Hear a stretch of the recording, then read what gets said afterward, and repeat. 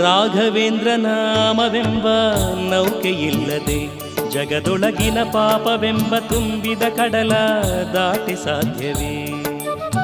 ರಾಘವೇಂದ್ರ ನಾಮವೆಂಬ ನೌಕೆಯಿಲ್ಲದೆ ಜಗದೊಳಗಿನ ಪಾಪವೆಂಬ ತುಂಬಿದ ಕಡಲ ದಾಟಿ ಸಾಧ್ಯವೇ?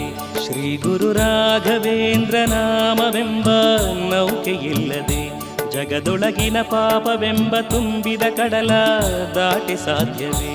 ಶ್ರೀ ಗುರು ರಾಘವೇಂದ್ರ ನಾಮವೆಂಬ ನೌಕೆಯಿಲ್ಲದೆ ಜಗದೊಳಗಿನ ಪಾಪವೆಂಬ ತುಂಬಿದ ಕಡಲ ದಾಟಿ ಸಾಧ್ಯವೇ?